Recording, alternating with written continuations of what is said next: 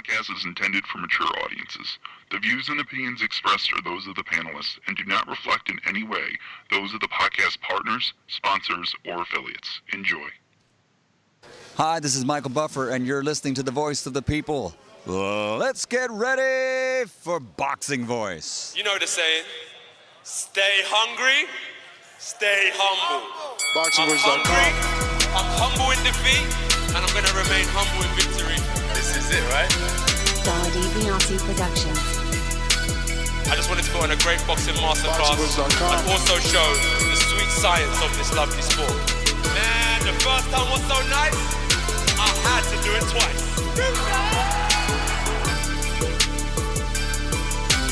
I'm prepared to the best of my capability, and I pray that I get a win. Look at it, like, I love Mike Tyson, how he came into the game on some different kind of vibe. You know what I mean, man? It takes a crazy man to want to fight, you know what I mean, day in, day out. A hardcore sport, as you said, no silk shoes. Ain't no other sight in the game to see the boxing voice. Good morning, TBV. Welcome back, ladies and gentlemen, to another edition of the Boxing Voice Radio. It is the morning edition. I am your host, Nestor Gibbs, joined alongside a couple of co-hosts who's ready to talk about this cryptic message that Tyson Fury has put out into the universe only 2 hours ago. Also, his comments have been blocked, and only the 19 people that he follows can comment. 2 of the 19 have commented, one having his own fishy message, if I must say. It definitely gets your attention. Then on top of that, a full-blown interview with Bob Arum discussing the finances of Wilder Fury, which, in my opinion, means all roads lead to dun dun dun. Even though I got that sound, but I don't know where it's at right now. But yeah, stick around for that. We'll be back. I'm gonna go ahead and get to some of these co-hosts. But if you want this cryptic message and by Bob Arum's finances of the Wilder Fury super fight breakdown explained, oh, and MTK Global's comment explained, stick around. You know the number to call in, 1-425-569-5241. Press 1 one time. Voice your opinion right here on the Voice of the People hotline. I'm the most brutal and vicious and most ruthless champion there's ever been. There's no one to stop me. Lynch is a conqueror. No, I'm Alexander. He's no Alexander. I'm the best ever. There's never been anybody like me. I'm Sonny Liston. I'm Jack Dempsey. There's no one like me. I'm from Nairclaw. There's no one that can match. Chin! Good morning, y'all. Welcome back, and get your cup of coffee ready. If you're across the pond, get that tea if that's what you fancy ready. But we will be talking about, you already know, Tyson Fury, the mystique. You know, I saw the post and it was like, you know, I combined it with the shadow, him in the shadows, almost like Batman. You know what I'm saying? Like he was going in Bane style into the shadows. And then what he said, I stand alone in the dark, waiting patiently for my next challenge. I don't know. Let's see what we could get out of this combination with a bunch of other stuff we've been listening to. But Marioski? It's me, Mario. What is up? Look, I don't know where we're gonna take this in terms of crypticness of it, because I don't know. I guess I read it and I just think it's the same issue that Bob's been talking about, and you know, how do we put these fights on that cost so much, that are worth so much? You know, and I just think that the answer is we don't. But yeah, we'll chop it all up though. What up, Enrique? What's up, man? Yeah, I just want to say I saw fight too. Stay focused, stay working my jab. You know, my fundamental. As you say, right? Boxing voice. Because if he comes to fight, then I'm going to have to look for him. I saw the fight too. Exactly. Yeah, yes. Good morning. Yes, good morning. Yes, good morning. Clear your eyes. What up? What up? What up, though? What up, though? Cryptic messages. Damn. I don't know. That's brand new information. We're all getting cryptic messages. The barbers are not open. You know, Bob Arum is absolutely correct. Why give it away when it's worth so much money? Let's talk about it. Yeah. Lower that volume, champ. It's worth so loud? much money. Had a little bit of crack in there, but nah, man, I love this. I thought, all right. So let me, I guess, Doomy, take us down your path, because you said he's in the shadows. Wow, it was interesting to hear the way you interpreted the photo. For those that don't know, the photo is a Instagram post from 2 hours ago that the Gypsy King himself put out that the one Alexander is referencing to. I am now screen sharing from the actual Instagram, and it reads, "I stand alone in the dark, waiting patiently for my next challenge." Doomy, how'd you interpret that? What does that mean to you? I mean, like a good Sherlock Holmes story. I just kind of combined stuff that I read, that I'm reading with, what's going on with one of his promoters. But outside of what you read with Bob, the message, what did you get from his particular message? Okay. Let me throw in some hashtags that he put, because that continues the message. Like hashtag lineal champion, you know what I mean, Enrique? Hashtag come and try. That's new. That's interesting. Hashtag we are Spartans. Remember that? He comes out every time down the walkway with his "We Are Spartans." So yeah. And then he obviously tags the WBC, which he's wearing in the post, and he tags Ring TV, which is the other belt that he's wearing. He can't tag the lineal because they don't have a sanctioning body, because they don't have a belt. But look, we know he's the lineal, right? Yeah. And then you, if you want to get cryptic, you go into the way he's standing. That old boxing style, that essence, you know what I'm saying? And that's what you see Tyson Fury always bringing, is that essence of boxing, that straight up before things were so regulated. I like where you went with that, the essence. See, I didn't take it like that. I seen that like this is old fighting man, like Irish, like his side of the globe stance. And I just think he was showing you, like, I'm a true throwback fighter. Those guys they speak up in the past. Those guys they speak up in the past. When it's all said and done, my name will be with those. And he gave you the old throwback stance. But Casual, let me ask you, what does that message sound like to you, especially after now hearing Doomy's side and me add a little bit of spice, sugar too, to make it nice? What are you thinking now?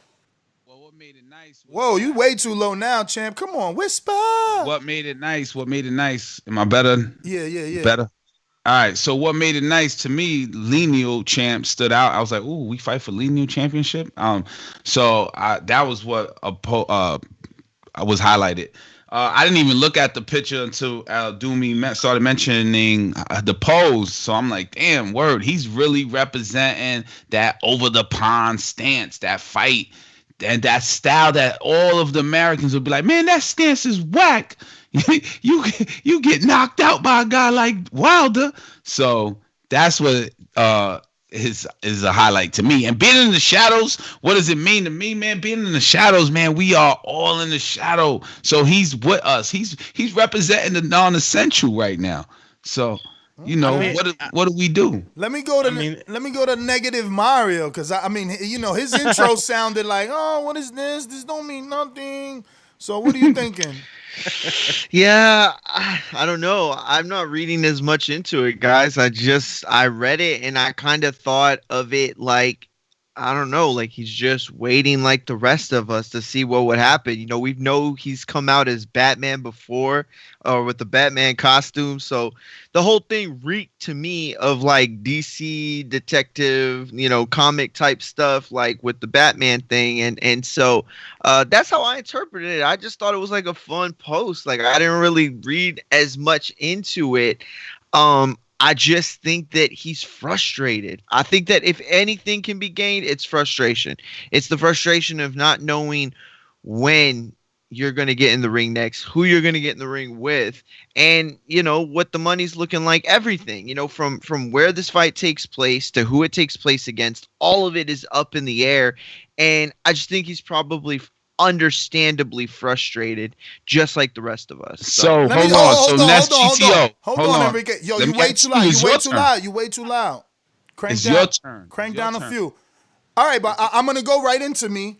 But give me a test on your mic. Test 1, 2, 3. Nah, raise it up a bit. I want to ask you about the remark. Like, what's the hidden message in it? Because I don't find anything hidden. Beautiful. Here I go. So, it's really, I'm going to try and do this more. It's very difficult to sit back and be quiet, but I'm going to try and do this more and hear what you guys have to say about, certain topics and then come back, right? Like, and look, it doesn't mean I'm right. I'm just confident in being able to convince not only you guys, but the rest of the people listening. So when I woke up to this message 2 hours ago, I didn't feed into, or not feed, but I didn't look into the picture the way the Doomy did. Obviously him highlighting it, I gave my opinion.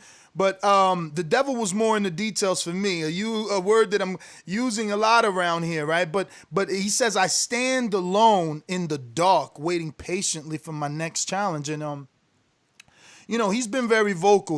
Wilder's my boy, but let's be honest, he's been vocal. He thinks he'll whoop Wilder again. I'm pretty sure Manchester Mario knows the exact quote by heart. He might have it tattooed on his sleeve. Who knows? But, he says something like, I whooped him once, I could whoop him again. So I don't think that's the challenge he's speaking of.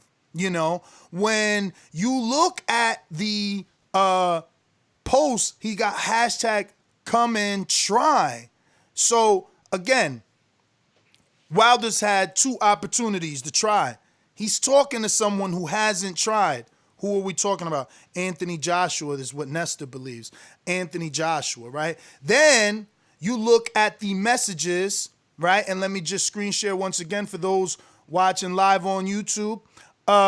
You see Frank Warren is allowed to comment, and it is my belief that only the 19 people Tyson Fury follows are allowed to comment because he has restrictions on his comments. So Frank says, 2-time world champion. Can I get a 2-time with the cool glasses, right? But then you see MTK Global say, undisputed. And then he put the crown for the king, obviously Gypsy King, king of the division, yada, yada, yada, whatever you want. So undisputed, that means, again, 2 messages in this comment, in this post, that do not refer to Wilder. My next challenge, sitting patiently for my next challenge. That indicates to me it's not Wilder. MTK Global, the guy that got him the $100 million deal with ESPN, the guy that got him the fight with Wilder on his terms.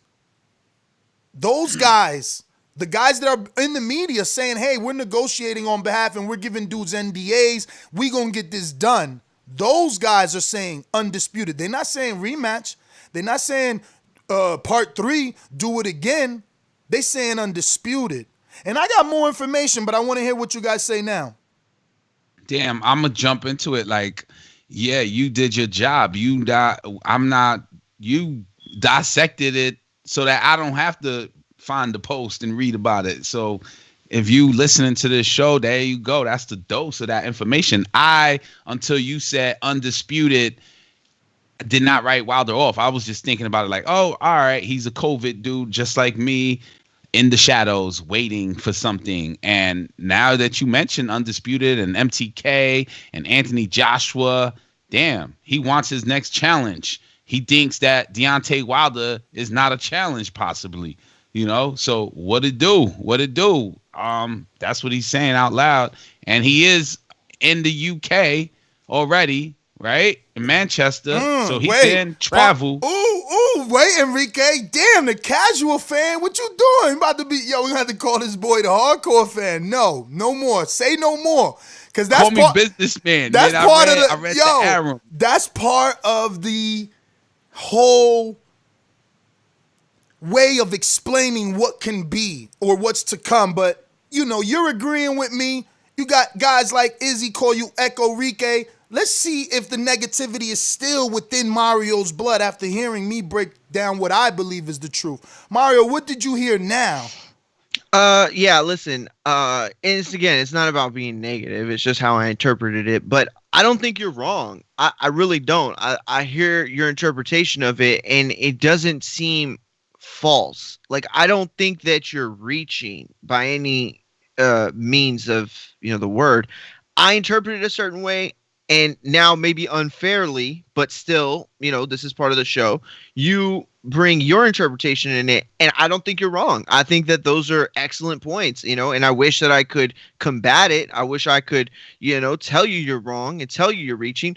But I guess there's a substantial enough evidence for you to feel the way you feel. I just don't believe that my initial interpretation is fully wrong either. I think it's about frustration more than anything for him. I think my both next of you are right in the sense that when you say I stand alone in the dark, it's meaning that he's standing in the unknown right now. He doesn't know what's coming next. So, even though Frank Warren went ahead and said 2-time world champion, and then the next one from MTK was undisputed, I don't know if we could just automatically say that, that's one guy or the other. Beautiful. Beautiful, because the next piece of information is vital.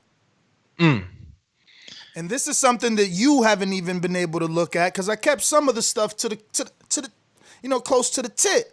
Like, you guys got to get your own out here. But this is for both Mario and you. Oh, by the way, got some massive news coming soon. Some massive news. I was just on the phone to the old MTK, and we got some massive news coming for y'all very, very soon. So keep an eye out for it all. Yo, that's during his little workouts, all right? And that was like maybe 24 hours ago, at most 48. Massive news. I was on the phone with MTK. Who's MTK?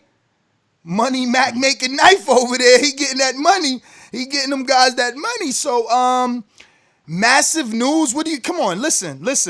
I'm a Wilder fan, but how is Fury on the other end of the phone call with MTK and they like, yo, guess what? You and Wilder, part 3, and he's going to turn around to his fans, massive news, me and Wilder? No.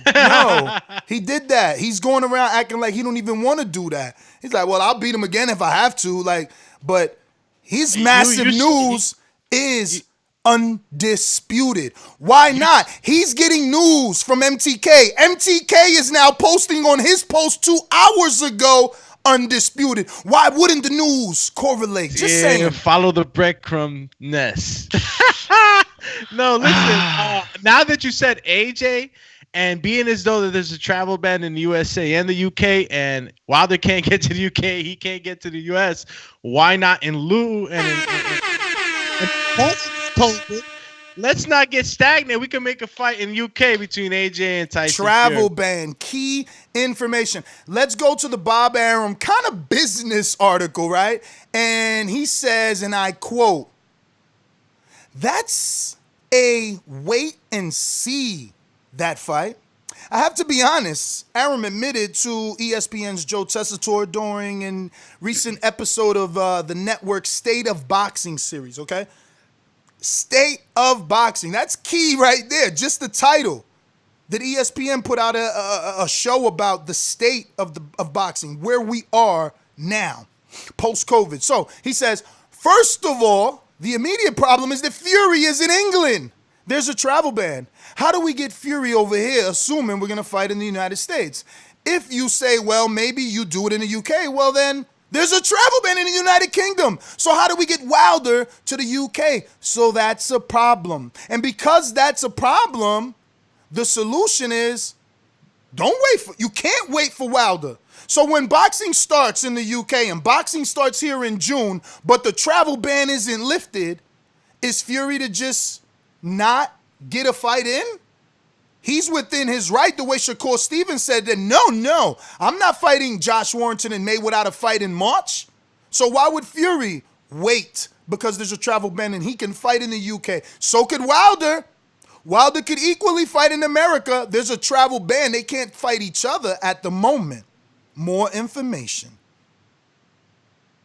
I'm gonna say this. It is very true. I read that same article.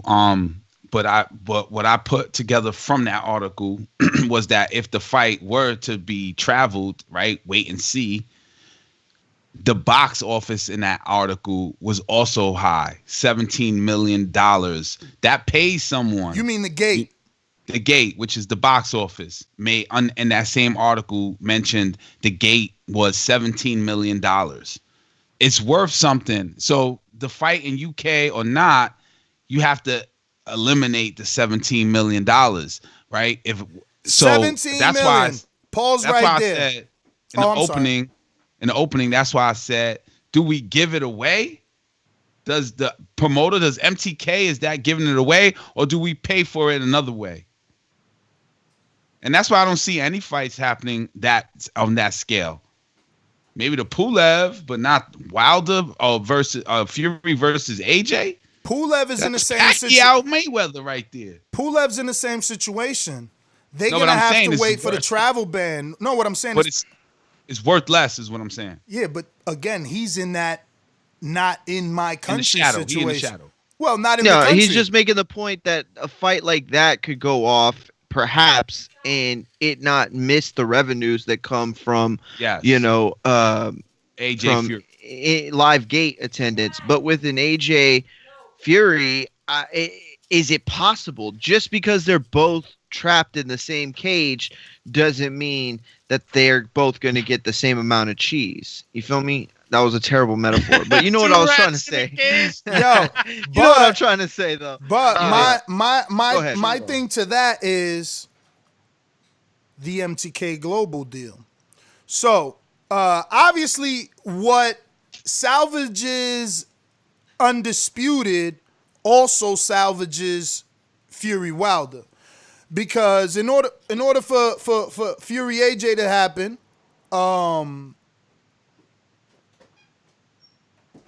the travel ban has to be lifted. MTK's deal that they're working on with Saudi has to be real and good enough. Because, like Casual said, the 17 million is going to be an issue. So they know they could get that in America. It's probably going to be a little bit difficult to get it in the UK, but I'm sure they could do it in the UK. But because of the COVID, they can't do seats. So my thing is, get the travel ban lifted and do it in Saudi, because 17 million to Saudi isn't anything. They could give you the gate money. You know what's going on in my mind right now, though, Ness, is like, if we're going with this and we really believe that the news is going to be AJ versus Fury, like, that means that Deontay got some step aside money, right? He has to get some step aside money, and it has to be good. And then another thing that even though there's a travel ban, I mean, I'm pretty sure like airplanes are still in the sky.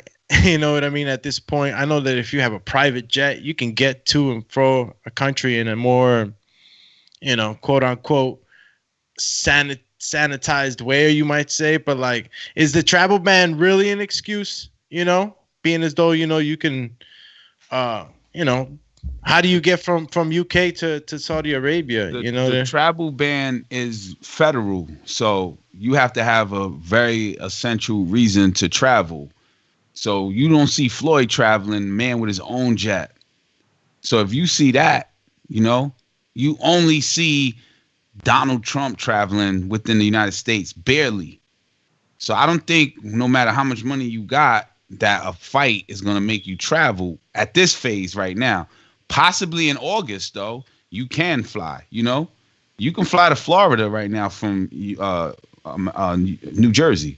Could you fly from UK to Saudi? I don't know that part. I just know from America. So, for Wilder, it's kind of out of the question. I'm not saying that you could fly from UK to Saudi because I haven't Googled it, but the MTK Global has a contact in that region, right? So he's working his magic. I'm just saying, boxing is back in the US in June. So I don't think it's far-fetched for some rich princes to put out more beds instead of chairs. Think about AJ Ruiz when we think of Saudi. They only have They can't fly there. Just to let you know, they can't fly there right now. Right now. Think about AJ Ruiz, when we think of Saudi, they only have 15,000. They didn't care about Live Gate. Again, their thing is marketing. It cost us this much to get this fight, but what's the residual effect of this fight? And I don't know, where there's smoke, there's fire. These guys, there's more and more information popping up that they're getting close to a deal. How much money is Deontay getting, man? That's what I'm curious about. Well, that's still the part that real quick, let me see if I'm interpreting this right. Because right now, I think Enrique's probably who I'm with the closest right now. But I feel more and more you talk, Ness, I feel you coming up, right? And the question, what was the question to me? Where's Wilder money come from? I think maybe, perhaps, and again, I'm speculating because these are unprecedented times. Maybe there's something in the clause that says if you're completely unable to make a fight between the two, then an interim fight can be taken. There could be an interim fight taken, in the interim. That doesn't make any sense, but you know what I'm trying to say. Another fight could be taken, right? So, perhaps they can use this in a way to kind of skew the legality of it all. You know what I'm saying? So, I'm not saying they're using COVID to their benefit. I mean, that's kind of what they're doing, but that's not what I'm saying. I'm not saying that at all. I'm not saying that that's really truly what's going on. I'm saying that they want to make a fight. And again, this is all off Ness's premise.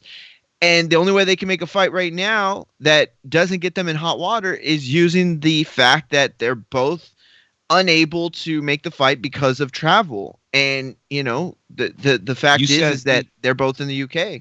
You said two things. You said we're guessing, right? So you said speculating. Yes, of course. And right now, right? And right now, Wilder can't travel. So a lot of people can be hesitant in a negotiation. So what I'm guessing is that we like to say, boxing fans, fanatics, that this is chess, not checkers, right? So it is a move about money in boxing. It's all risk, biggest reward. I want it. And when you're the champion, that's what you do, right? You go towards the biggest payday, less risk or more risk. And I think that the biggest payday, and the clue is the word undisputed. Are they using COVID in the ban right now? You can't fly. We're our wait and see situation because Deontay Wilder is in United States. So I'm guessing it is. I'm being told that you can fly there, but you can't get back to the UK. I don't know. Whoa. So a UK citizen even can't get back? That's crazy. No, I mean, but that makes sense now that I think, because there's a travel ban here. There's a travel ban in the UK. So that does make sense, because I do know that in the States, if you leave without the business permit that they're issuing, yeah, you're gonna have a hell of a time getting back. I actually know somebody that happened to early on. I mean, but these are celebrities, man. I mean, pretty sure they could get quarantined and go through whatever they got to go through. These are celebrities. I remember when I worked at the airport, there was a special way to for celebrities to come in. There was nothing open to the public. But the way it's looked at is that celebrities also carry COVID. Look at Tom Hanks. You know? Exactly. Enrique, that's what I'm saying. They could get quarantined once they land.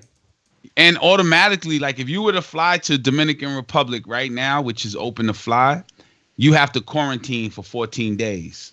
So there's going to be rules, man. They'll fly. They got to do 14 days of quarantine and then go do the fight. And then it's just a lot, man. Yeah.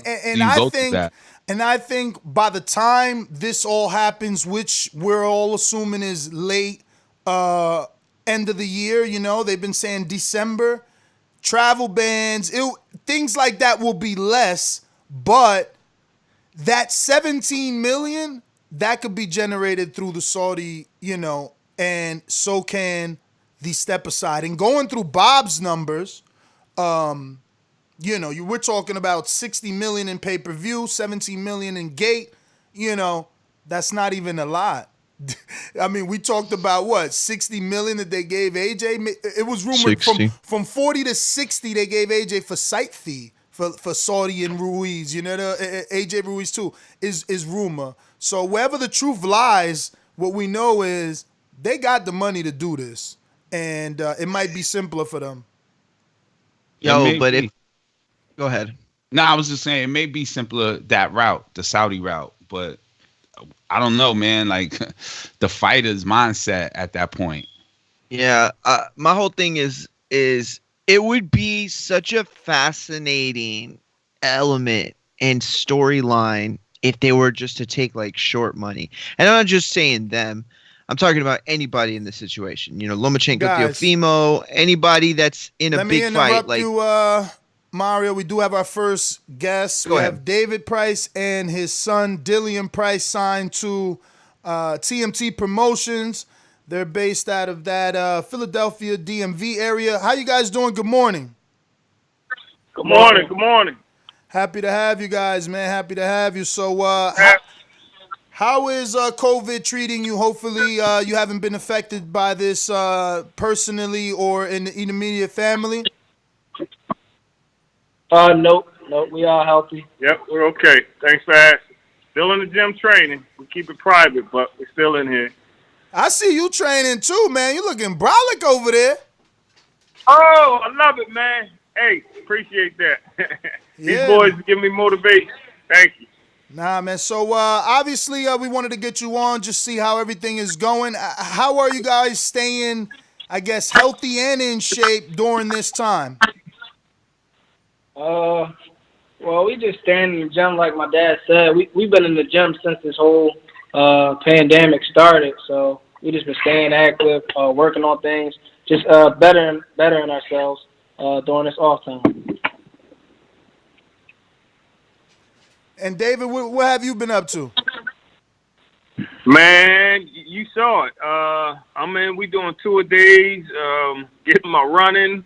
The boys are pushing me. I'm having a good time. I dropped about 25 pounds, so I feel good about that. So just taking advantage of it because we don't have a lot of things that we used to do. We have this extra time, and I was scared I was going to put on about 20, 25 pounds by the end of this if I didn't do something. So we keep it busy. Give me a lot more time to just focus on my boys, my son Dylan and Devin. So it's not the situation hasn't been great, but we've made it. We've made a good situation out of a bad situation. So how many offers have you gotten to come fight as a heavyweight, bro? You looking like you could take a heavyweight on. Woo! Well, they were talking about Kelly Pavlik coming to fight Tyson. If they give me the right amount, I'm gonna take that. I'll take that fight. I'm gonna take that one. Well, I'm gonna go ahead and pass you to some of my co-hosts here, man. We want to thank you guys, obviously, for coming on. Mario. Hey, David, how you doing? Real quick, I just wanted to ask what things y'all are doing in the gym right now. As far as you said, I know that you said it's private. So what kind of things are y'all doing, and do you think that y'all are in a better position because it's going to take less time for y'all to get ready when things come back? For me, I'm concentrating on with the boys strength and technical. The conditional aspect, you can't peak but so much. So we're just staying mid shape. Maybe 6 to 8 rounds of work. But it's more of the technical aspect and the strength training. That's what I'm concentrating on the boys with. And I think we'll have an advantage as far as perfecting our craft when it comes to conditioning.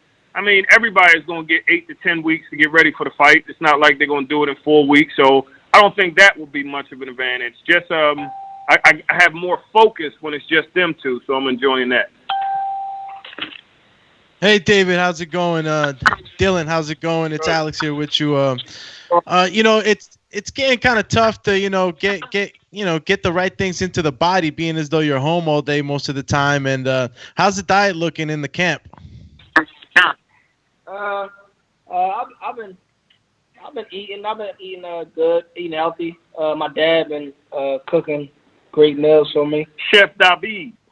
But we just been like you said, I've been eating good. My dad been cooking good, but we just been staying in the gym. You know, so I eat good. Make sure it's still pretty healthy. I'm not going out eating cheese sticks every day, of course, but they eating. Dill, he's maintaining his weight. He's real solid right now.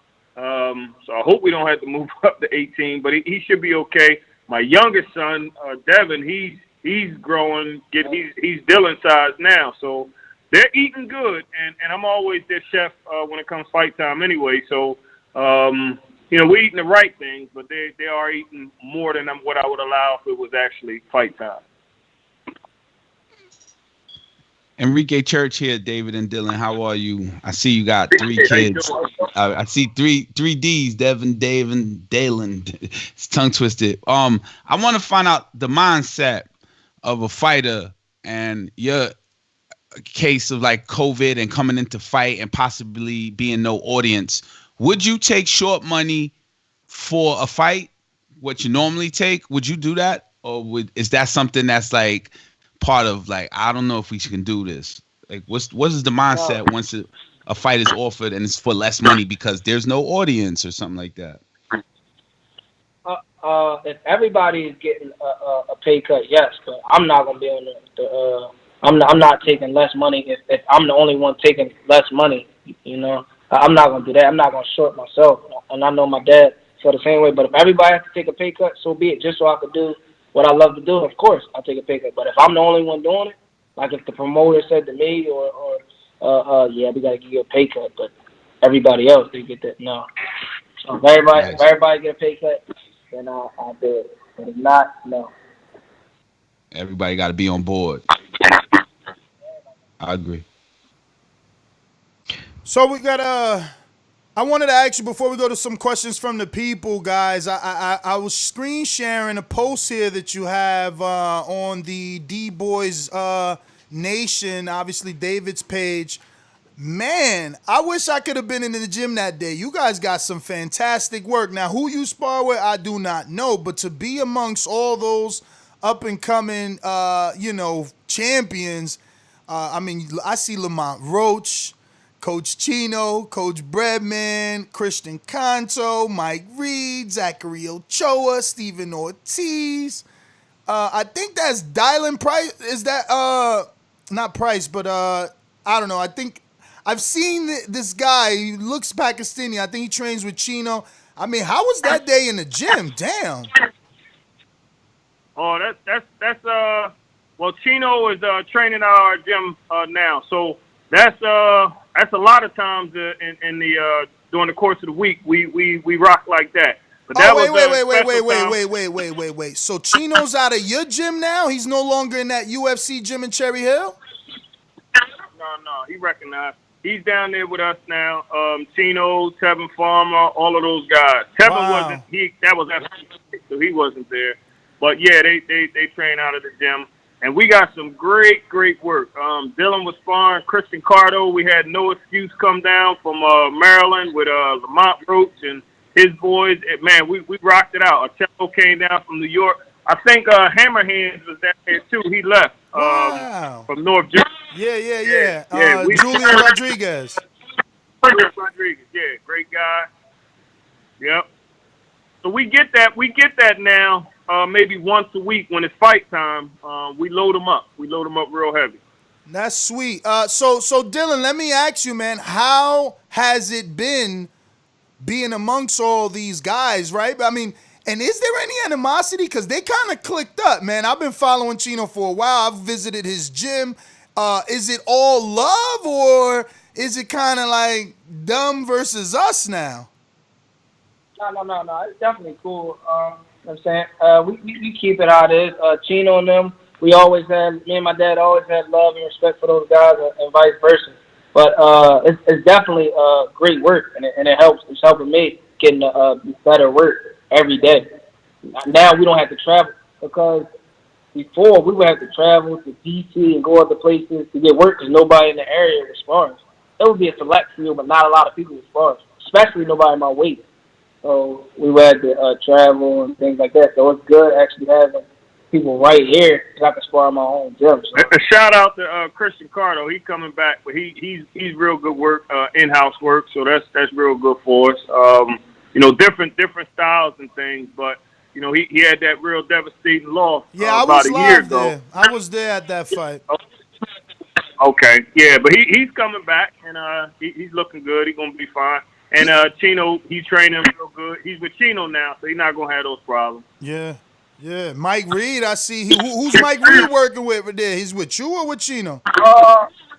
Yeah, he worked for one of Chino's kids that came from Florida. He's like 12-0. I can't remember his name, but he had come down. He had a fight, so he stayed with Chino for 3 weeks. But Mike was really too much for him. He worked with another kid that was there, but yeah, Mike Reed is special. That's his name. Now. His name Dion Butts, right? Something Butt, like that. Butt, yeah, Dion Butts. Yep. Okay. He worked with Dion. Dion actually did better with him, I think, than the kid that was like 11 and 12-0. Dion actually did better with him, but Mike is different. Wow, that's a great thing for you guys, really, man. I mean, it's always beautiful to have the iron to sharpen the iron. Let me ask you, Dillian, Ryan Garcia got in that camp with Canelo and Eddie Reynoso, and the first thing he said was, wow, I thought I was training, and I realized that I wasn't training on an elite level. Now, I'm not saying that's what happened with you, but have you seen anything different being amongst so many other boxers, professional boxers? Is anyone doing anything different, anything that might have motivated you to do something different or to do more of what you already are doing? I mean, no, not really. It's just making me stay on my A game, working with top level guys. I mean, when you work with a formidable foe, you have to stay sharp at all times. But no, I don't really have any other training like that. This is my dad. I listen to my dad train me do, and I be doing with that. But it's let me show you what it is. It's a little different because we're not training with Chino's crew. They come in a different time, and then when we box, we come in the same time. So we're not training actually with them. But we've trained with Chino before. But so those guys are training different time. But what we did pick up is we had brought on Breadman Edwards, Stephen Edwards, Julian Williams' coach, and he's adding a lot of things from a high level boxing. He's bringing some things, different conditioning things, different weight loss tactics, even different tactical things as far as fighting. So I, as a coach, am enjoying working with Breadman at that high level. And then when Dill trains with Julian, they turn it up a notch. So we still get it there. Julian as well as Stephen Fulton. But as far as like Tevin and those guys, we don't actually train with them. We spar against them, but we train at separate times. Beautiful, beautiful. So we got some questions from the people. We're going to do Dillian first. Dillian first. We got Cal's in California that says, what do you think of Ladarius Memphis Miller and Rolando Rolly Romero? I think Rolly. I'll say Rolly will win. I think he's a good fighter. Got a lot of punching power. But wait, are you asking individually? Because I mean, they're with the same promotional company. You asking? Yeah, I think now it's not me asking. Let's be clear. This is a patron from California, but it does seem individually. He didn't put the verses. He said, "What do you think of Ladarius Memphis Miller and Rolando Rolly Romero?" So I don't think he means fighting them. Right. Oh yeah, I think Rolly's a good fighter. He got a lot of punching power, and I think Memphis he's a good fighter too. I think Memphis is pretty good. It's some things that he needs to tighten up on just to get his style a little better. But like Dill said, that boy Rolly, he could crack. And the skill level, you can develop that, but you can't develop that punch. He's got that great punch, so I think he's going to do well too. All right, we got Johnny from Grand Rapids. When you look back at your career, when it's all said and done, many years from now, what do you want us as fans to remember you by? I want to be the best. I want people to remember me as one of the best to ever do it. I want to leave a mark in the sport. I want to have some of the best defense and offense. And I want to do things outside of the ring for my people, like a Muhammad Ali type. Beautiful, beautiful. We got Sony, who says, "What's up to the future of boxing and Mayweather Promotions? I hope you and your family are doing well during this period of history. The awesome success to the start of your career speaks for itself. As you are a special guest of the highly touted The Boxing Voice podcast, congrats. With all the hysteria going on right now, I thought I would ask a fun-filled question to showcase your musical side. Question, are you a fan of the Wu-Tang Clan? And if so, are they worthy of the Rock and Roll Hall of Fame?" I'm not too fond of the Dale is 21 years old. He was in the Wu-Tang. I'm not too fond of the Wu-Tang Clan, but I'm pretty sure they're worthy of being inducted into Rock and Roll Hall of Fame. But without a doubt, that's my era. Those boys changed the way the game was played. I saw the documentary on them, and it really their music. I mean, I was cool with it, but just seeing how they revolutionized things, they did things for hip hop. They took it to places that it was never taken before. So I think they're definitely worthy of that hall. But he had also asked about Mayweather Promotions. I'm not sure if you guys are aware. We're no longer with Mayweather Promotions. Our contract was up in February, and we chose not to renew the agreement. Okay, so any indication as to where you're going, or you got? Well, we're just going to do it freelance. I have a promotional company, much smaller, of course, than Mayweather, but we'll stay local just to have a little bit more control over his career, his matchmaking, and we're just going to just take it slow, just keep him busy, and then in a year or so we can assess what we want to do at that point. All right. We got Victor Banuelos, who says, "What's up, champ? Out of all the young top fighters in this new generation, which two guys do you believe are going to be the first ones to make a super fight? We get more battles on Twitter than we do in the ring, and as a true fan, it gets frustrating at times. So I guess just generally asking you, which two guys will be the next super fight for our generation?" I would say Devin Haney and Ryan Garcia and Gervonta Davis and Lomachenko. Those two good ones. And one more is Jerron Ennis and Virgil Ortiz. I see everybody on social media talking about that fight. That'll be a super fight down there. Yeah, that's later though. I think Jerron. You being modest or something? I mean, what about Dillian Price versus Chocolatito? I thought I seen some ES News videos of you saying you wanted Chocolatito. Oh yeah, no, I definitely would want that. That'd be a huge fight, a mega fight. Yeah, I didn't know we was talking about me. Well, yeah, let's put that one first. Dylan Price and Roma Gonzalez, or Dylan Price and Carlos Cuadras, or the guy that beat Chocolatito. Any of those, Juan Estrada. I believe they all would be super fights. Beautiful. We got Steve in Chicago that says, "Thank you for coming on the show. Where do you see yourself in 3 years, and what weight class will you be competing at for a belt?"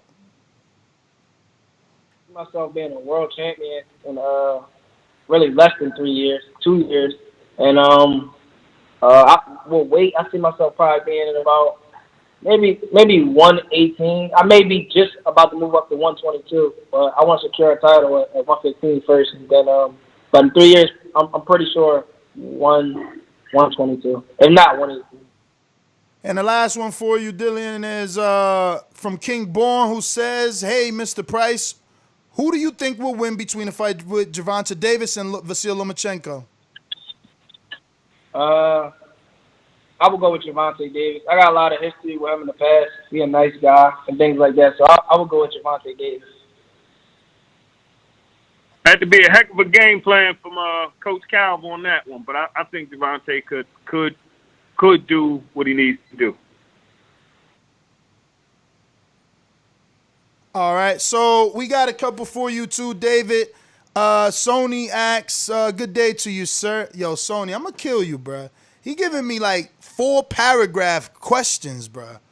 Good day to you, sir. I hope you and your family are doing well during this period of the history. My question is twofold. My apologies to Ness and his one-question rule.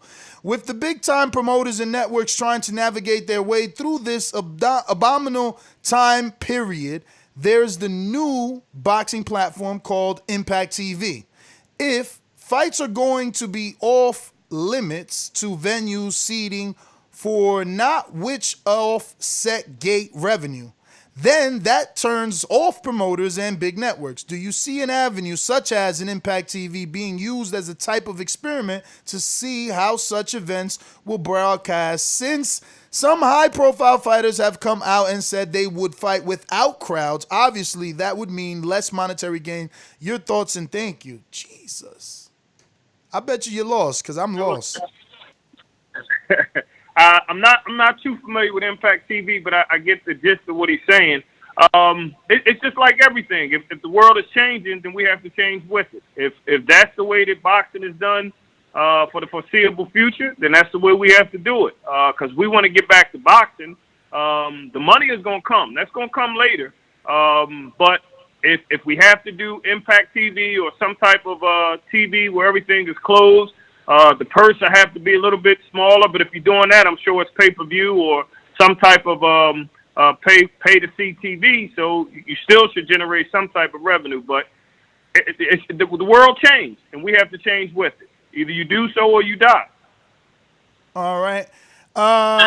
We got, he says, hey, David, Johnny from Grand Rapids here. Has there ever been a fighter or a moment in boxing that gave you goosebumps and made you think how much you love the sport of boxing? Yes, sir. For me, it was being, I think one on television was Diego Corrales and Jose Luis Castillo. That fight was the first one. That was the most exciting fight. But live, that gave me goosebumps was when I saw Bernard Hopkins in Trinidad, being in Madison Square Garden for that fight. So those are the two fights that stand out to me that made me say, like, wow, I'm glad I'm a boxing fan. If that was the question. I'm not sure. Nah, that's definitely it, man. I want to thank you guys, obviously, for coming on and giving us an update. Because I don't think I know I didn't know you weren't with Mayweather, so that's definitely a great update for us to know, and it does allow you to facilitate yourself through the boxing world and maneuver probably a little bit better than you did in the past. So salute on your decision. Thank you and your son for coming on. Please, both of you, give out social media for anyone listening that isn't following can do so. And we look to get you guys both back on soon enough, as soon as you have anything to announce, any fight, wherever you're going to go with them. Okay, thank you. And you can follow me on Instagram at Dylan the Real Deal Price. And I want to thank you guys again for having me.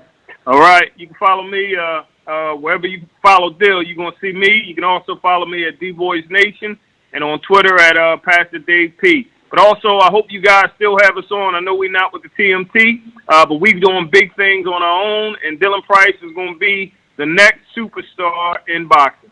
I hope you guys still have us on. Thanks again. Of course, David, you already know that, man. We go way back, champ. Whenever you ready, we ready. But thank you again. Appreciate it. All right. Yes, sir. Take care. All right. Likewise, man. And shout out to you. I did not know you were a pastor, man. Man, D-Boys Boxing Nation. You know what? It's funny that we didn't even mention Rob. Rob trains out of there. He does pad work with Dylan.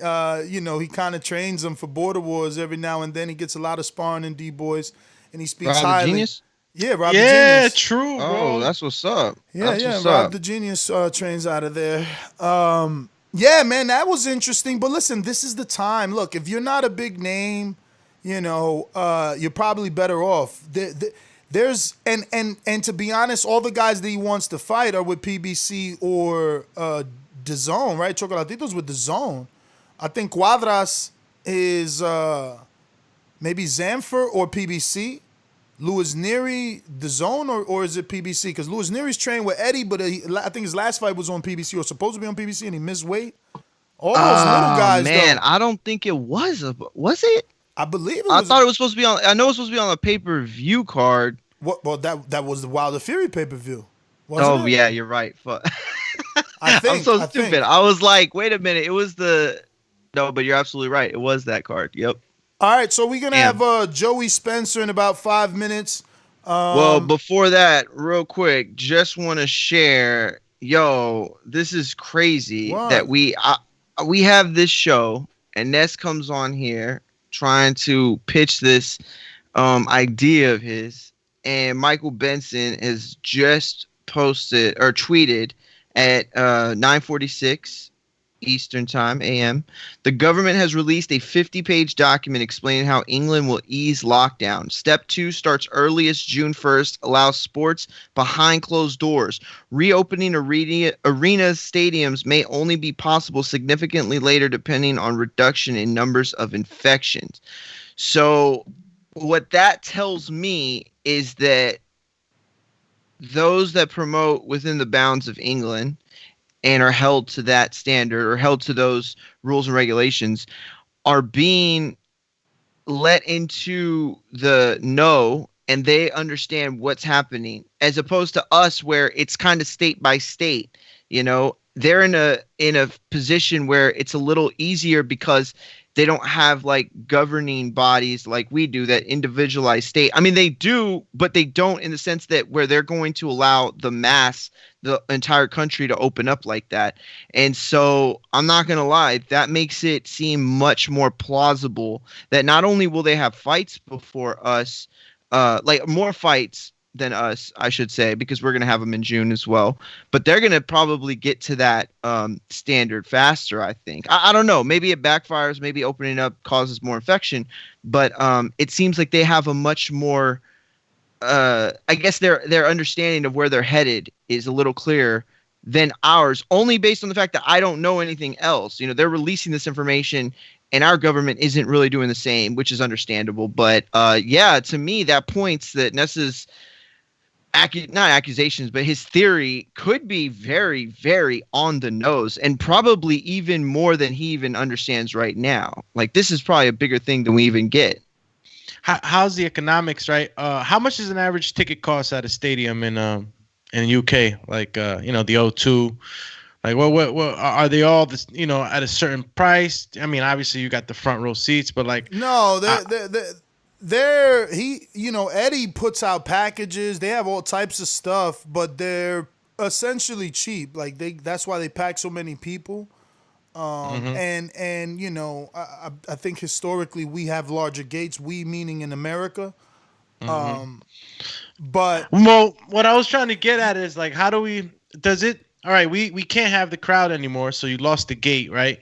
But there's still 90,000 fans that didn't go, that are going to be home, and they're going to buy the pay-per-view. So, well, I don't think you lose the gate entirely. I think like a third. I think like every business, they can have designated locations.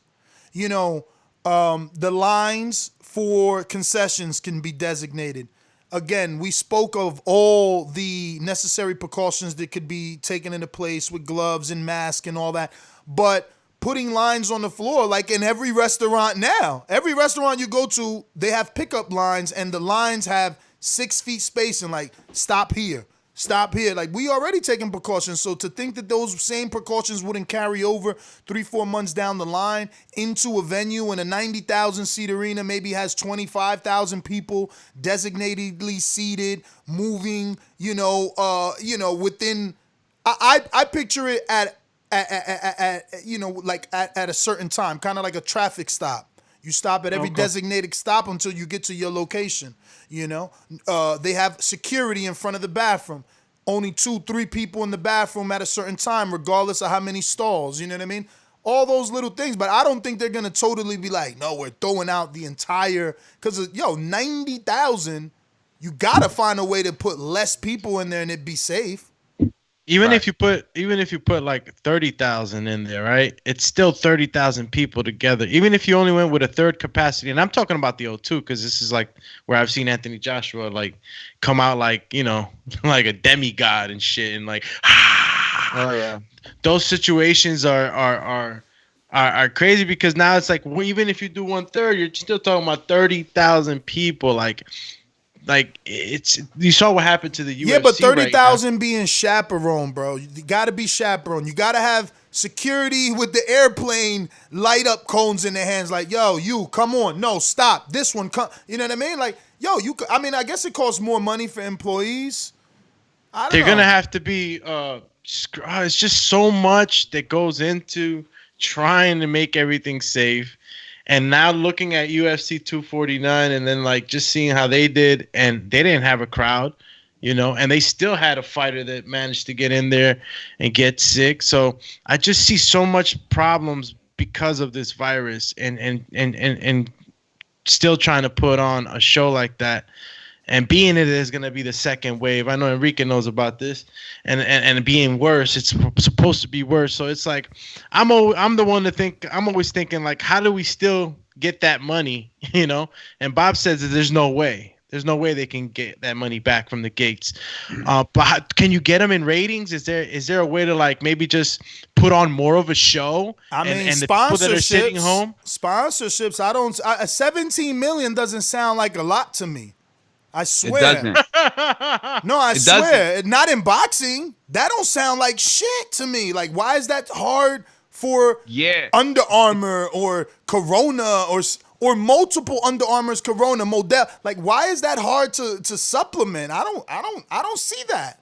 I don't see that as difficult. Right.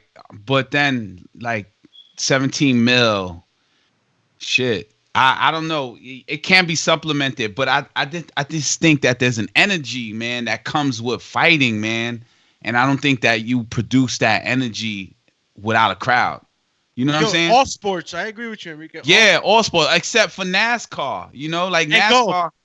And golf. Well, even golf has an energy because they have a crowd. Because afterwards you can scream. That's true. Yeah, they go nuts when they get them big shots. I mean, like during a fight, there's like people get pumped up, with the crowd.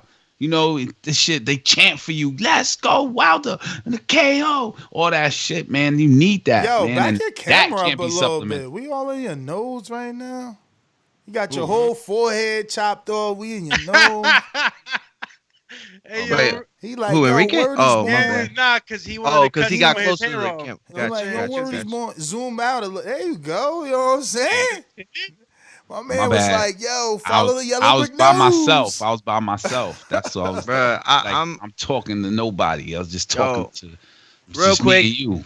I don't want to sidetrack us, but I'm so happy. I have a firm date of May 29th. We can move into our new place and my office will be done. Yo, I'm about to kill this thing. I'm gonna have such a sweet setup. Watch, it's gonna be crazy. Nice. So yeah, man. Home offices is important. The 17 mil, man. There's commercials right now. I watched television last night, and almost every commercial was Skype. You know what I mean? It was a form of advertisement, and they're getting their message out, and it's probably cheaper. You know what I mean?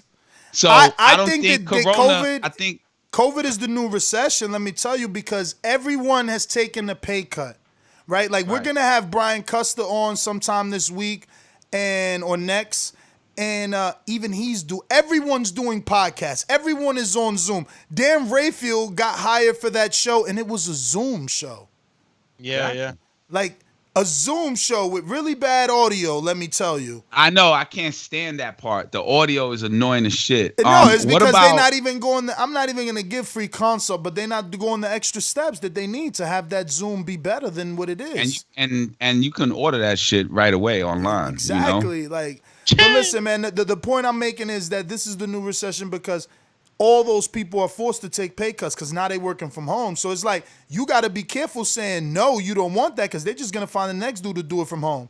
Right. So the point I wanted to make was like, all right, so when there's advertisement, it's going to have to be cheaper. They're offering cheaper because they're getting their message out on a Skype. Nah, You know I think what you just change advertising now. Like you don't do like sports apparel or something that has to do with outdoor activity. You do food.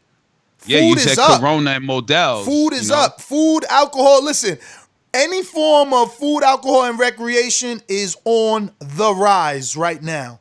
We are consuming that at an alarming rate. So they need to partner up with those type of sponsors that need that publicity. Listen, Joseph Parker has fought, and his entire mat was Burger King. Why we can't do that in America, I have no clue why Burger King doesn't sponsor boxing in America, but they do in New Zealand or Australia, wherever that was. Wait, didn't Floyd Mayweather one time? You was ain't sponsored by lying. Burger- You ain't lying. I think it was Floyd walked out with the Burger King, man. You ain't lying. Oh, my God. yeah. Yo, but that's That was Floyd. Madonna, But that's right? Floyd. And I was, Listen, I people, was just gonna Google. they don't if- want to if listen to Mayweather- Floyd. They don't want to listen to him. He said, I gave you the blueprint. These dudes don't listen to my man. He like the came in with the Jay-Z Burger King. of he's like the Jay-Z of boxing, bro. He be telling But you. look, hold on. Warren Buffett was there. That's why I was trying to Google if That's Floyd his Mayweather mans. owns a portion of Burger King. I was just about to Google that. Yeah, that's his Yeah, man. Google it. Let me Warren open up these phone lines. Looks like Joey Spencer is on that Detroit time and fell asleep. I don't know if that's East or he's 1 hour behind on Central. Is that Mountain? I But think that's East though. I Well, don't think he's on we'll- Central. We'll reschedule him. It's all goody good in the place to be. Yeah. Hold on. Remember Wait. to rate Shinobi. us 5 stars Burger on King. iTunes. Burger King reportedly paid $1 million to get its mascot in Floyd Mayweather's entourage. I doubt it, man. That sounds way too cheap to have that dude looking. He was huge on that catwalk. He was too prominent. Too prominent. No way. 1 million is what they said because you know what I mean. You know, 1 million and 1 million 10% of the burger sales for that No, day. Yeah, no, right. listen. Yo, Hold but on 1 a minute. million to no, let no, a man just no, walk no, behind you? Mario. Before you say that, think about it. Okay, think about it. Look how memorable that was, and on top of that, it was like, whoa, what the hell? So, Right. $1 million. I don't know, $1 million was worth damaging the image. That's Business Insider, and I don't think it damaged his image. It was a king, and he almost looked Yeah, but like it a was man like- of color. It didn't even look like a white Burger King. I mean, okay, but I don't know. So I guess remember the, it. I remember the it too. details are in the fine print. The fine print, the devil's in the detail, and Floyd was like, "Well, he got to look like this." So I don't know. I just remember him being extra big, Yes. and like you couldn't miss it. So I just feel like $1 million to Floyd, bruh. I don't know, man. Think He about wasn't it. like No, he got in Floyd's listen, way. Think about how many sponsorships throughout the years Floyd's taken. Very few, man. Very few. So I don't know, $1 million. How many people offer Floyd $1 million? $1 million? That don't make sense to me. I mean, we're talking about a Justin dude Bieber- But that's he didn't do any commercials. Like, he didn't do nothing. He just let that man straight walk behind him for $1 million. He didn't even have to say he likes Burger King. How much you think? Yo, that's crazy. Like, he didn't even have to say, like, get the new Whopper. Like, even Rick and Morty are doing crazy come Wendy's on. commercials. That's $1 million. That's $1 million. $1 million Airtime. just to let that man. Yeah. Go ahead. I'm sorry. Airtime though, like if we really talking about like slots in television. He got for a lot of time walking behind Floyd, man. That's what I'm saying. Not only did he get in the ring, bro, probably. Why wouldn't he? That's what I'm saying. $1 million. That's a lot. He got more, man. He got more. Yo, this is actually from Business Insider, and it says care. $1 million plus. $1 million Oh, plus. there you go. And then it said brands have, for the most part, stayed away from Floyd Mayweather over the years. Precisely. Yeah, because but of that the goes both ways. Gotcha. Let's not be. So that's where the negotiation probably went. And like, Floyd, nobody don't mess with you. No, cause that goes both ways. Floyd has been very vocal about not wanting to be endorsed by anyone either. He's very selective, and like I said, he's self-brand. That was his thing. There's interviews of him saying like, I'm not about to put on Nike, and I'm paraphrasing, because he's trying to make TMT. And honestly, you go to a boxing event and you see mad TMT. There's no brand as prominent as Floyd's right now. So, he did it the hard way. It also says he has 3 times in a row topped the Fortune 50. I was on Sports Illustrated Fortune athletes earning lists or with 0 outside endorsements. Exactly, Yo, and that's what he be listen, saying. I'm self-made. Yeah. Like he don't just say things to say. Like some of these things he really believes. So again, taking endorsements and partnering with certain people, that's not his thing because he loves to say I'm self-made. Who you blow? You know, that's different. MGM, that's different. You partnering, you know, MGM threw him a Bugatti. Who blow? How many watches he got? Did he show you on his live? So it's different. What's a Bugatti cost? About $1 million plus? $1.5 million? Like 4.6. Yeah, no, it costs it costs Like almost 5 million. But 4.6. listen, I'll say this. Look, Floyd, I don't know. I mean, I definitely think part of it is that he's very selective of his brand and the image that he gets across. You know, he don't want to be doing, stuff for, people that don't fit that brand, that don't fit that image. At the same time, though, like, man, people get these deals for, food or clothing or cars or whatever, insurance commercials. Yo, they make out like bandits. You're telling me that, there aren't companies that he wouldn't care who it was. He would just take that money. I think that it's a combination of the fact that he's very selective, and people shy away from, some of the comments that he's made in the past. But ultimately, I think that, he is, look, if he was 100%, if he was being 100 with us, he wouldn't wear the Louis like he does. He wouldn't support all the brands that he does, because he's a brand hog. He's constantly in Gucci or Louis or whatever. 100%. You know what I'm saying? I'm a person that don't like wearing brands either. I really don't. Like, any hats that I have that are like Vans or whatever, like, I got them stuffs for like my birthday or Christmas or whatever, right? I like wearing people like Enrique, who are local or independent or small brands. Like, I like wearing, that's the only place I buy clothes from, to be honest with you, is the internet, from people like Enrique. That's it. Yo, Floyd's been sponsored by Hublet, the watch, and Hugo. Yeah, Hugo, but right? that FanDuel. It's high end. That's what I was gonna go to, right? So he had like high end endorsements. So let's not act like Burger King, right, paying $1 million. Like, Burger King is not high end food, man. So they asked Burger King, right, why did the company pay so much for a risky association, because Floyd's reputation, right? And they said, well, we don't call our mascot the king for no reason, which meant he's standing next to a king. There was no further comment. They were just referring to the mascot, Well, they don't call him the king for no reason.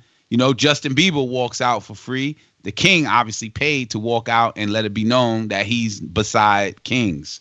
Yeah. That's how I interpret it. And he got $3 million that night for Manny Pacquiao, man. With the sponsors from those three, he got $1 million from each one. So it's $3 million. So just to bring this back, we're saying all this to remind the listeners and the promoters that the gate 17 million is supplemental. We can find a way to supplement the 17 million gate. That being said, my message is Floyd Mayweather says MGM bought him a Bugatti, in addition to earning $41.5 million the day that he fought Saul Canelo Alvarez. Now, if you do a quick Google search, Floyd Mayweather owns a Bugatti that is the, I'm not even going to pronounce it. Hold your ears down. This might be a little too loud. Let me lower it a bit. This one. Veyron's. A Veyron's Bugatti, right? So he owns one that allegedly he bought in 2016. Now, isn't 2016 when he fought Canelo? Or was that 12? That was 12. I'm wrong. Yeah, that's a Google search. But the point is, the one that he bought for himself in 2016 cost him $6.5 million. Damn. So if the MGM gifted him one, I'm sure they gifted him. Bugattis are like Rolexes. They're like handmade and shit like that. Exactly. But, so I'm sure if they gifted him one, they gifted him one that he wanted and that is on his level. And that's what I'm saying. Like, that's one $6.5 million gift / endorsement from the MGM.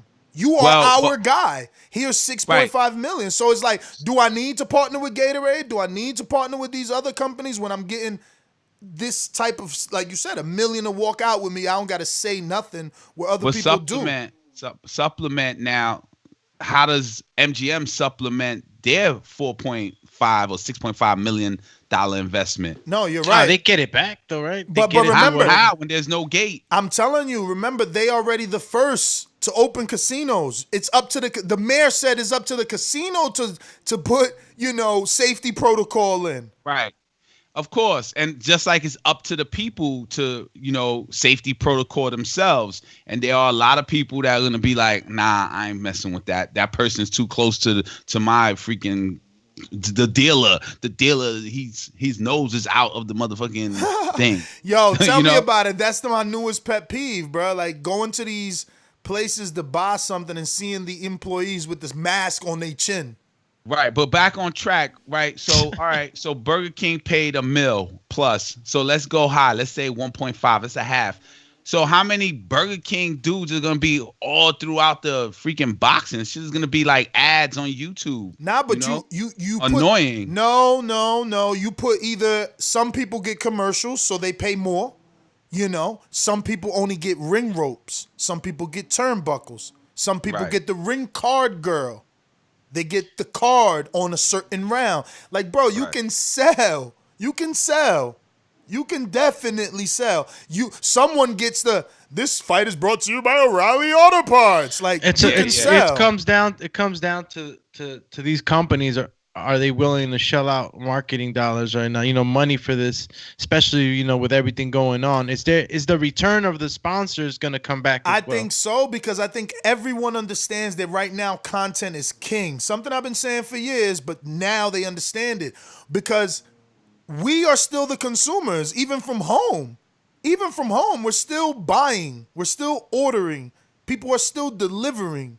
Like, so how much more Gatorade is going to be sold because of it, That's the question that the sponsors are going to be asking themselves, we're going to go ahead and put this money. Again, is it going to be Gatorade, bro? The just like the promotion has to be intelligent, the advertisers themselves have to be intelligent. The people that want to advertise, maybe Gatorade ain't in it because guess what? There's nobody running.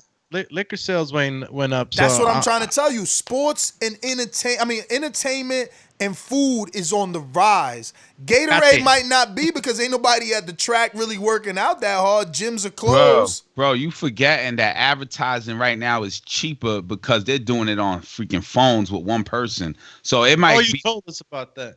I know. So it might be cheaper for me to go on TV and pay the network than put it on the boxing ring. So the boxing is going to have to go cheaper too. If the fighter's getting paid less and the promoter's getting paid less and there's no audience, the arena's getting paid less, the advertisement has to pay less. So it's still a struggle, bro.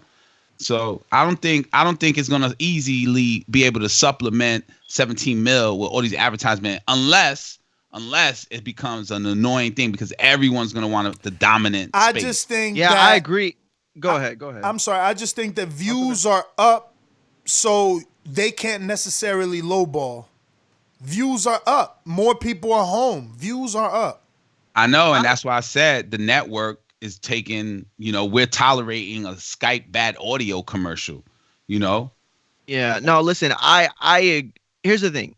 I feel like if it was easy enough, then they would have already done it. You know what I'm saying? Like, it's not about supplemental income. It's about income in general. And if there was always this income there, why wasn't it ever truly pursued in this kind of fashion? You know what I'm saying? Where you did sell every ring sign to a different company. I think that, pay-per-view is probably an issue with that, because you talk about commercials and how much they cost. Look at the Super Bowl. People pay exorbitant amounts to have a commercial on the Super Bowl, but that's also free on most TV. You could have bunny ears and you'll find that game. So I just don't know if it's all that supplemental, but I do agree with the notion that more people are home. We got to wait to see exactly what the UFC did economically in terms of viewership before we can really, say this with a certainty. But I'm watching. I'm How watching. was it? You know what I mean? I didn't experience the UFC. How was it? I loved it. I honestly did not miss the fans. It was weird to look at aesthetically at times, but from the fights were amazing. Some fights were great, and that completely took my mind off the fans. So if they're great fights, I think that nobody even really cares or notices. So a different level of fighting was produced, and you saying it was better than a crowd. I think they would have put on a great show no matter what, based on the matchups, because matchups make fights. But I truly believe that, yeah, absolutely, just the way you put it. But then Doomy says someone got sick, so now it's like, oh man, we're risking someone getting sick and spoiling the whole thing. That's true. That's a risk that they put up with. Now, that didn't affect anyone else. You know, they were able to catch him and stabilize him. Does that mean they could catch him every single time and stabilize him every time? Man, I don't know. And I think that the numbers are against us. I think the more cards we do, eventually something like that happens. Did they have a lot of advertisement? Because I'm sure people thought of, they're smart. They always do. People thought of already, like supplementing the finances from the audience. I'm still thinking about how to solve this money problem, right? So if we can't rely too much on the advertising, right, Enrique, because of I guess the trickle effect, everything's being affected. Is there any way maybe that like we can put like a pre-show that's like amazing, that maybe you could sell to the public at a discounted price, and not everybody that wants to see that This show is brought to you by Nike, like that. Yeah, but like a pre-show, like before the event, like something dope that could like supplement to where we still be able to get the money, sell the show, and they gotta pay for that, Doomy. That's not free. No, I'm not saying it's free. The production obviously is going to cost money, but what I'm saying is that the get back from, let's say, 100,000 people buying it at $25 or whatever, right? This is just a little idea I have here. Yeah. And then whoever doesn't want to pay for that show doesn't have to. They could just pay for the fight, obviously. Well, that's the thing. That's why advertisement, because it's just a sign. No one has to be there. It's like a poster in the ring or in the crowd or a little overlay. But did you get it though? Did you get screen. it? I got it, but I just like thought the money, like the money is gonna be new money now, because now it's like it's not just the fight. It's this banging ass pre-show that's gonna have this. Tune in, like. Pay for it. I wouldn't. If I was in the office with you, I'd be like, I'm not doing that. Here's the thing. I think it's a good idea if they do like a prelims, like on ESPN, and sell, certain like tiers of sponsorships that only come out on that show. You know what I'm saying? As opposed to like that's different now. Paying for the whole thing. And I wasn't even thinking about a fight. I was thinking about the undercard. What they gotta do, something unique, something new. I wasn't even talking about a fight. Here's the cross promotion. They got to do the 4-round fighters have to be televised, and they get all the annoying advertisement, as well. They get the name known, So it's like O'Reilly Auto Parts, and it's like Oscar Benitez, round 4 from St. Louis. He used to cut lawn, and now he's on his own mechanic shop. He's fighting, amateur. So that dude. It should be televised. You're gonna have border wars at the beginning of it all. They have border wars at the beginning, so it's like a real cheap expense, but they get all the advertisement. And then the main events, we gotta watch it through. No annoying stuff. Whoever pays big dollars, Hugo, let's just say, on the trunks, that it's gonna work, man, for fighters personally, but for the gate, because it's such a one-on-one thing. Like Floyd got the Burger King money, not the MGM, not the promoters. You know what I'm saying? Floyd got it. So fighters are gonna put things all on their trunk, on their back, like Zab Judah did, such and such.com. They're gonna be able to get their money supplemented. But the network, and the whoever remember made money the network from the gate, don't make money from the gate. I know. That's why I said whoever makes money from the gate, promoters and fighters. So remember, it's like fighters. All that money goes to pay bills. It don't go, and those bills are, the promoters and the fighters. So I think it could still work. But let's just bring it back. Anybody want to recap? Yeah, let me real quick explain before we go to these callers. We are talking specifically some. Let's call them, what did we call them earlier? Cryptic tweets. Yeah, we're dissecting the cryptic tweets from Tyson Fury, as well as the article about Bob Arum and what he's talking about, how this fight's a wait and see. play by ear between Fury and Wilder. And essentially what we're trying to do is build a case that behind the scenes, what's going on is Fury and Joshua are being set up to fight. Yeah, so that's where we're at. Tyson Fury's IG post. And Bob's Arum article. Yes, MTK thank you. Global's comment. All that. It's just all roads seem... Michael Benson's tweet just a little bit ago. Yeah, all road. And then don't forget AJ's cryptic message on the 7th, which is 4 days ago, when he said 80,000 and more. Imagine having to do this behind closed doors. And we question, why does he put a fire emoji with hashtag AGBoxing? And now we know. Right. Now we know, And because following the breadcrumbs, the fire is going to be him and Fury. This portion of the show was brought to you by Burger King. Yeah. Cut the check.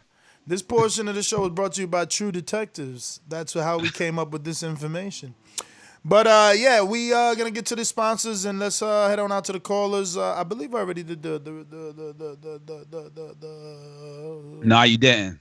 I did one. I didn't hear you do the call. You didn't do anything about the El Camino services. I ain't even do this. Remember to rate us 5 stars on iTunes. These calls are brought to you by El Camino Electrical Services, experts in electric vehicle charging stations. For consultations and turnkey installation, visit us at elcaminoelectricalservices.com. Stone Bone, what up? Good morning. Good morning. Good morning. Hey man, that's not even a cryptic. These are not cryptic no more. These are like thirst traps. You know what I mean? These are the equivalent of a female on Instagram with butt shots and all that. All of these 80,000s and fires. And come on, Fury, let's fight. Let's get Wilder. We don't need that American guy. We can do an all UK event, 80,000, me and you. We don't need it. We don't even need a crowd. We can do it behind closed doors. That sounds very suspect to me. They trying to make that fight. Everybody want the money. I just want to hear from Wilder, like how he feel about it. It can't happen without Wilder. Okay. I mean, I know Al can force him to take the money to step aside, but as a man, I don't think Wilder built like that to say, nah, let them fight and I'll wait. And I'm telling you guys, y'all better be careful what you ask for, because I know a lot of powerful people who love to remove people from things. So if they're able to throw these fights, they're going to just say, oh, we don't even need to pay for insurance for the people. We don't need to pay. We don't need every fight don't get a site fee. Some places you book sites and have fights and then you split money. So they're going to be like, we don't even need that. We got the studio set up. We don't need to waste time on these stupid fans. We can just put on whatever fights we want to. We won't really have no backlash. These fights. I kind of agree with that. Like, why go into an arena and count a gate? Why not just every fight be a $40 pay-per-view? You know? Yo, that man said, hell no, bro. We can't do no great. $40 pay-per-view every fight. What you mean by Nah, that? yeah. Listen, There gonna have be to be a way, bro, to make the money. See, right now, everybody's understanding because of COVID, but that goes out the window once we clear up. Like, yo, you're not going to keep me from getting to see Canelo versus such and such. Like, I just think that demand would be there, and they're like, yo, we can make even more money. Let's do it. The plan should be ESPN app or the Zone app. PBC needs to put everything on the Fox app, because that is your pay-per-view. Yeah, Revenue residually monthly. So it's also easier for us to digest to pay $5.99 or to pay $8 with the Zone versus $40, $20. But if they go that route, they have the money.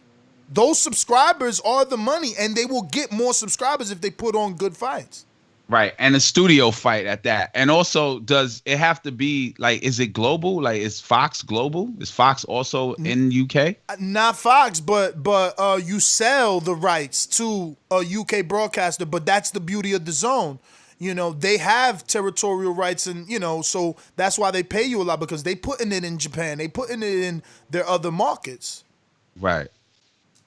But I see that being the future. There's no way that I'm gonna go and sit 3 seats away from Mario yelling, and he's behind me 3 rows, and his droplet is reaching up to 9 feet, and I'm all super paranoid, like, yo, that shit is in my hair. And You then my could put a girl's running her poncho finger on. through my hair, and now Yo, it's put on a her hand. poncho. Put a clear poncho.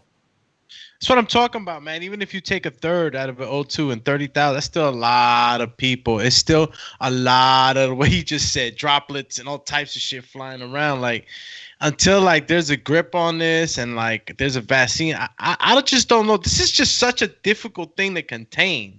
Right. It's unbelievable. Like, you know, when you go to Great Adventure, they got that misting water. Yeah. They gotta have like that sanitizer misting. Oh my God, bro! The motherfuckers are gonna pass out. You gonna have motherfuckers passing out, alcohol and shit. I know, an organic one then, like everybody smelling like vinegar. Every 3 minutes is like. Nah, it's too difficult. Let me get to Keem in Florida. What up? Good morning. El gran campeón puertorriqueño,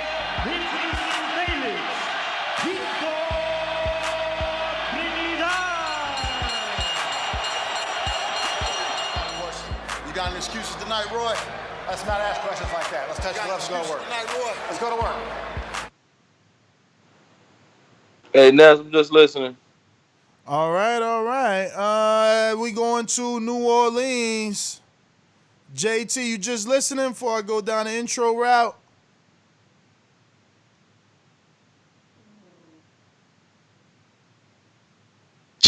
All right. So interesting that you come across like a nice guy, but you're really a piece of shit. Hey, that comment. Come on. No, that was a piece of fuck you. That was a piece of shit. You know, we're doing live TV. Man, I don't care. What you gonna do about it? I'll kill this mother.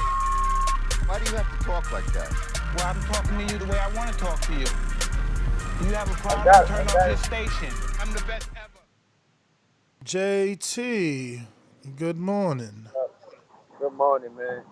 I had just got on when you was talking about having that guy Spencer on, Joe Diaz. Joe Diaz Jr. You said Joey Spencer. Yeah, Joey Spencer. My bad. But I mean, now I'm listening, man. You know, just giving y'all a shout out, man. I'm on my way back in town back to New Orleans, so just listening. Don't really got too much to say, but I was just waiting on the interview. That's all.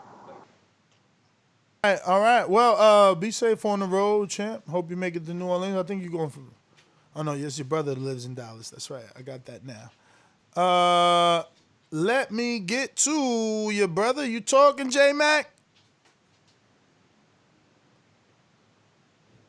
You know how these bitches is in the sport. Total disrespect. Kid has no class, no style at all. I'm a gorilla, I'm a dog.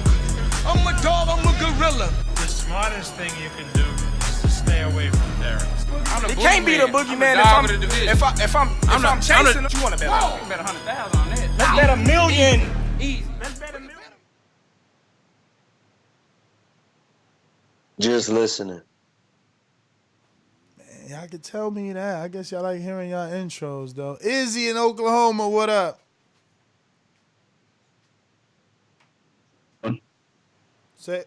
Say what? Can you hear me? Yes, sir. Just checking in, just listen to the show. I got nothing on it. I think just had to, like Doomy just said, we don't know what we're contending with. You got to let this stuff play out. They might try to use it to their advantage over there in the UK, saying, "Oh, we can't have any Americans in. We can't send any your way." I could see them trying to pull some stuff like that, but you never know, man. We just gotta wait and see, I guess. That's my call. All right. Trey in the Bay.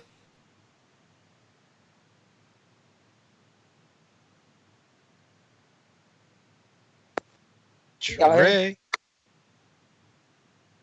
Can y'all hear me? Yep. Oh, yeah. They cloud chasing, man. They can't just skip around Wilder like that. We already know that. Whether they pull the travel ban crap or any of that, it's a contract. You know what I'm saying? What you gonna do? What are you gonna do? That's Step aside money. That's the only logical answer. They're gonna have to come up with a nice piece to give everybody, you know.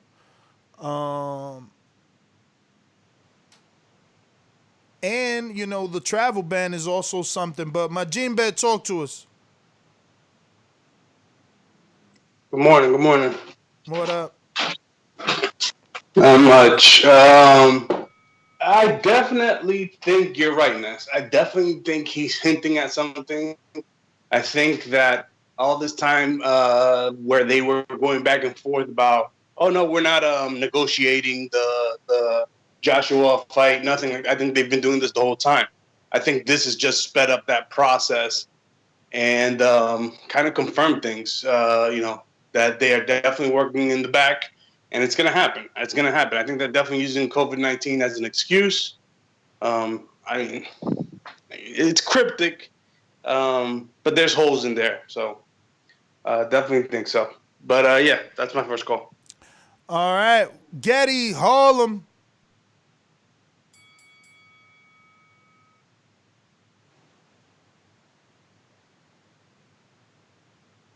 Getty.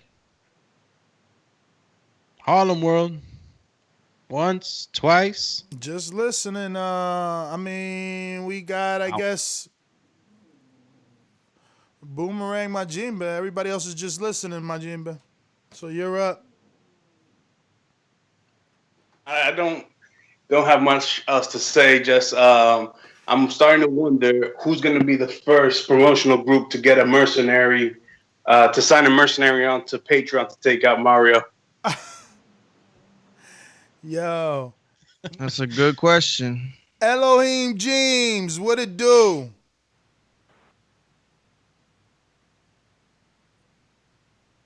Elohim James? All right. Troy in Baltimore? Good morning. How y'all doing? Buenos dias. All right, simple solution. Mario, real quick, go under that post on Boxing Voice, Fury fights in Saudi or something like that. I left you a message. Anyway, I have a simple solution.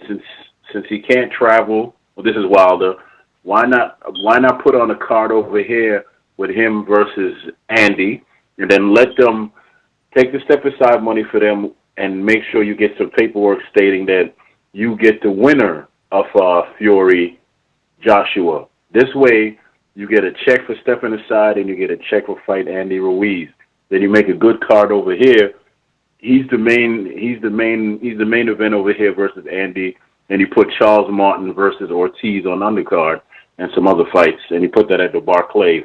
There's really no need to keep waiting and let pride stop all these fights from happening.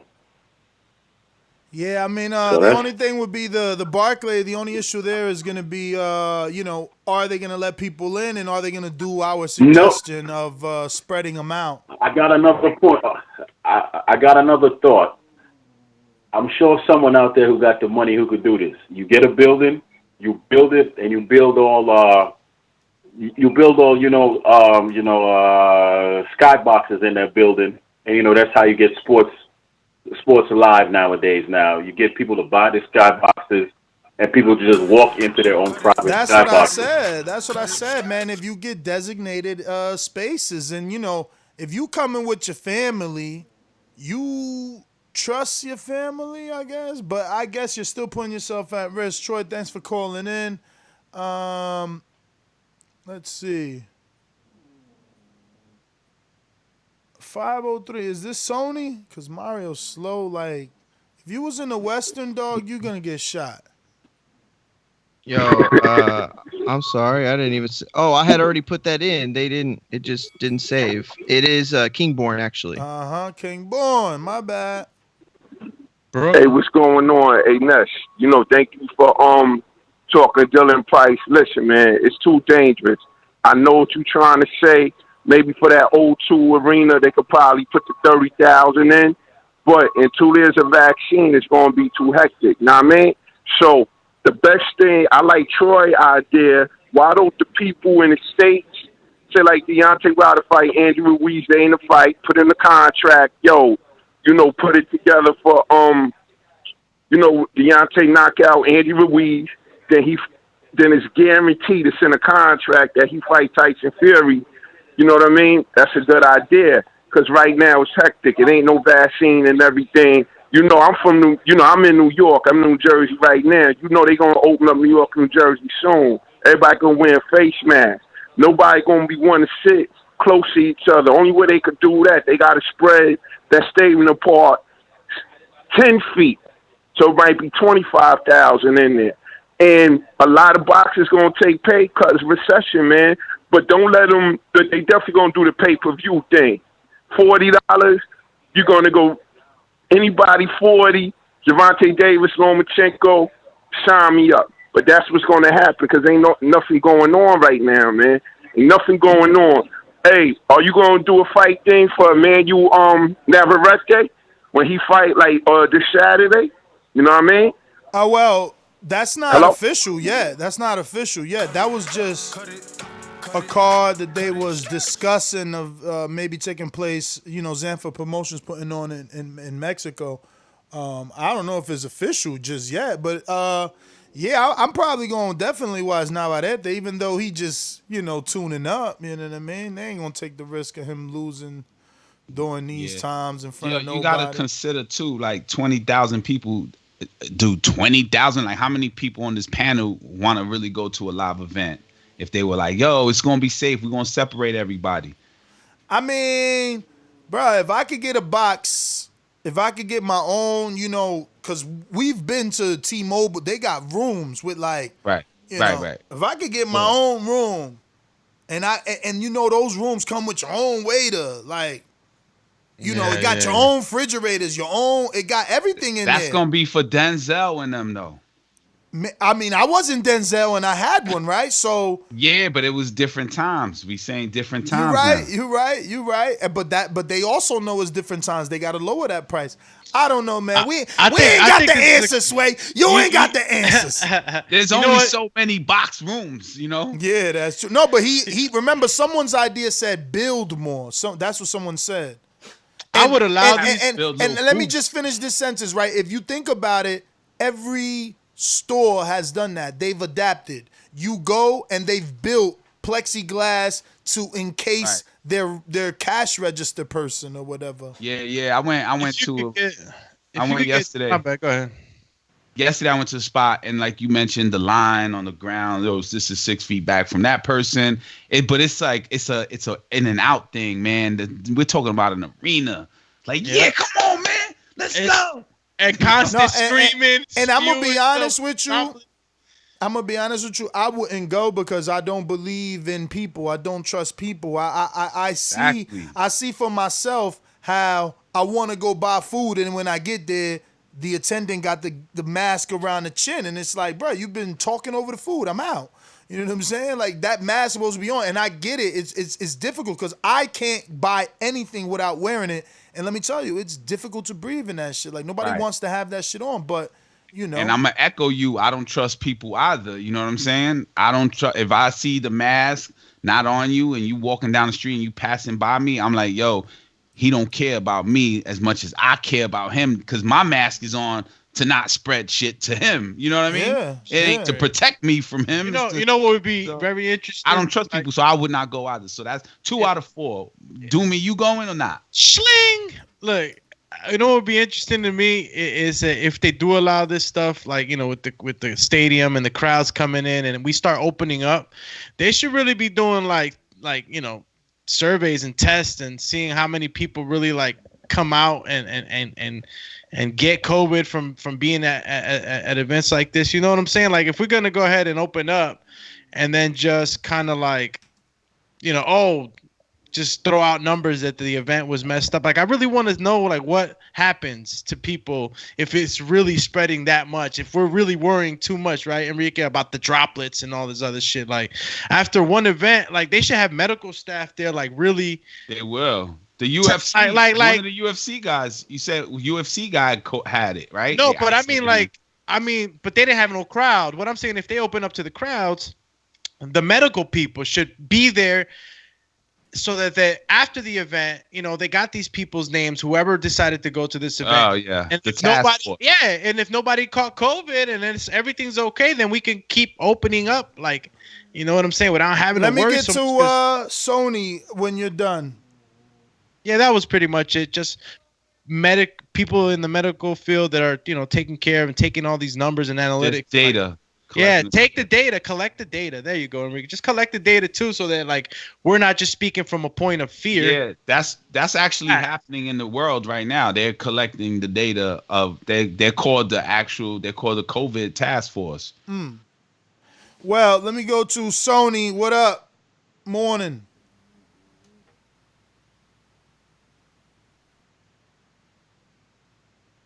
Hey, good morning, TVV. What's up? Good morning. How are you? I'm good. Hey, man, that whole COVID stuff, because there's like so many different strains, man, I wish I remember who was on the line that said it, but I think I'd feel more better if they just waited to the fall to where they gather all the information instead of trying to pull out some USB shit that just happened over the weekend. I'm not real comfortable with that as far as with, my boxers out there, but before my time cut off, Troy in Baltimore and King Born. The reason why I don't like that water idea, I'm going to tell you why. Everybody know how old water is. It's getting up there in age. Everybody knows water is antsy, bruh. Water is not about to sit on the sidelines and let money go by, and if he waits on Tyson Fury to fight AJ, what if AJ lose the Pulev? I heard nobody talk about they're going to have to give Pulev step-aside money. So if Anthony Joshua lose, he got to have a rematch clause. Go back and do that. Then he fight Tyson Fury, and fucking Wilder gonna be like 45 years old. Nah, man, it's like Wilder always say, give him his flowers now. So I don't care if he lose, he lose. We've already been down this road before. Ain't nothing gonna happen to his career if he lose. You take an L, you take an L. Bounce back and come back. All right, peace and love, TBV. All right. Lids Low, Decatur, Georgia. Hey, what's happening, fellas? What up? Good morning. Morning, champ. Man. Hey, what's happening? Everything kosher this way. Man, look, bro. It's like if it's just like gotta happen, like just do. I mean, the UFC. I watched it this weekend. It seemed like it was pretty cool to me. The no fan thing, if that just gotta fly, because either people want that action that bad, or they just want people to fight, or the fighters ready to fight. Just take all the precautions that you can, because like I say, we don't know all to this COVID shit. Or COVID jump, man. So I don't know, but I would personally watch it. It'll be just crank up more pay-per-views and more what's this shit called? The streaming things. That's how I see it, because and people gonna get cut on the pay, so they might well, get that in their mind too. So everything gonna take a little step back. That's if they want to go ahead and do it. Now if they gonna wait, cool bean, and bring it. Yo, look, that's how desperate we are. That's the second person we had. Enrique talking about $40 a fight, and he said just do more pay-per-views. That's what I'm saying. I can't understand why the applications are not coming out with some sort of plan already, like a press release with their mission statement, like, yo, by such and such day, we're going to be doing studio fights, so don't cancel. Because, like, I could cancel and get some sort of refund. I paid for the year. Like, they wildin'. What they giving me on DAZN that they not giving me on their DAZN YouTube channel, you know what I mean? And that's the same thing for ESPN Plus. Like, we couldn't even find no old ESPN fights over there, so what they giving us? What's stopping us from canceling?